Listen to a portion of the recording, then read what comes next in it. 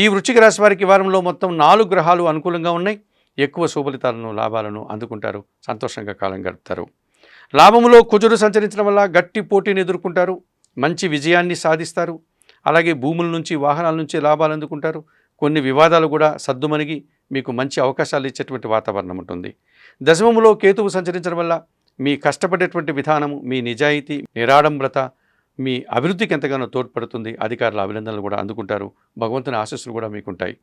అష్టమములో శుక్ర సంచారం వల్ల సృజన సహకారంతో ఒక కార్యక్రమాన్ని దిగ్విజయంగా పూర్తి చేస్తారు. సంతోషంగా కాలం గడుపుతారు.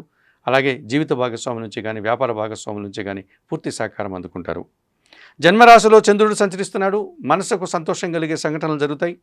తండ్రి నుంచి కానీ తల్లి నుంచి కూడా పూర్తి సహకారం మీరు అందుకోగలుగుతారు. వారి ఆశీస్సులు కూడా మీకు మేలుగా ఉంటుంది. భాగ్యంలో బుధుడు సంచరిస్తున్నాడు.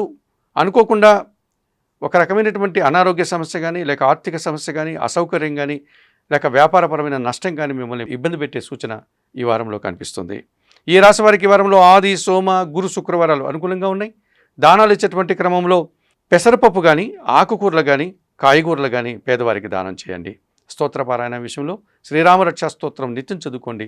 ఆలయ సందర్శన కార్యక్రమంలో భాగంగా వృశ్చిక రాశి వారు సీతారామచంద్రమూర్తి ఆలయానికి వెళ్ళి అక్కడ ఉన్నటువంటి అమ్మవారిని, అయ్యగారిని దర్శించి నమస్కరించుకోవడం వల్ల మరింతగా మంచి ఫలితాలను అందుకోగలుగుతారు.